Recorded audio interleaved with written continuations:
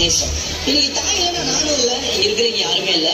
சமூக வலைதளங்களுக்கு செல்லும் போது அம்மாவை பற்றி ஒரு கவிதை ஒரு மகன் எழுதுகிறார். அது படிக்கும் போது அதே பார்த்தீங்கன்னா கண்கள் கலங்கி விட்டது. அந்த கவிதையை உங்களுக்காக பேசுகிறேன், கேளுங்கள். அம்மா நீ அற்புதம். அம்மா சொன்ன அற்புதமான பொய்களில் ஒன்று, கடைசி உருண்டையில் தான் எல்லா சத்தும் இருக்கும், இதை மட்டும் வாங்கி கூடா கண்ணா என்று. நாம் பெற்ற முதல் ரத்ததானம் எது தெரியுமா? நம் அம்மாவின் பால்தான்.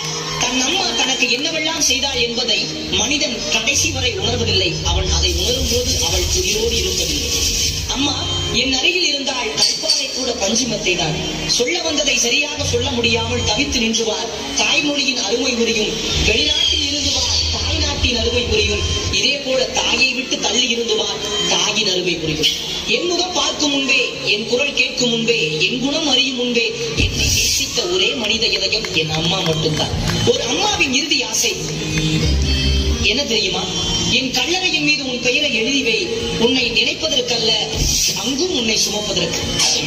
என்னை நடக்க வைத்து பார்க்க வேண்டும் என்ற ஆசையை விட நான் விழுந்துவிடக் கூடாது என்ற கவலையில் தான் இருந்தது என் அம்மாவின் கவனம். நான் ஒரு முறை அம்மா என்று அழைப்பதற்காக பிரசவ நேரத்தில் 1000 முறை அம்மா அம்மா என்று கதையவள் தான் நான் தூங்கும் முன்னே நீ தூங்கி போனாய்.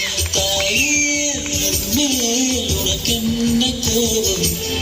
கண்ணான கண்ணே என் தெய்வ கண்ணே, கண்ணீர் தூசி நீ மூட வேண்டும்.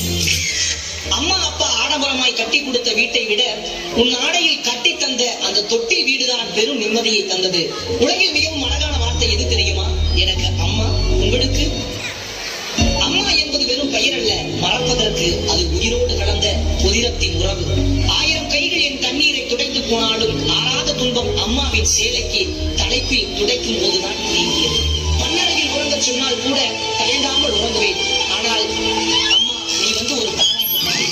மூச்சடைக்கு ஈன்றாய் என்னை, என் மூச்சுள்ள வரை காப்பேன் அம்மா உன்னை. அன்பை பற்றி படிக்கும் போதெல்லாம் தவறாமல் வந்து போகிறது அம்மாவின் முகம். உலகில் தேடி தேடி அலைந்தாலும் மீண்டும் அமர முடியாத ஒரே சிம்மாசனம் அம்மாவின் கருவறை. வாழ்க்கையில் தியாகம் செய்பவர் அப்பா, வாழ்க்கையே தியாகம் செய்பவர்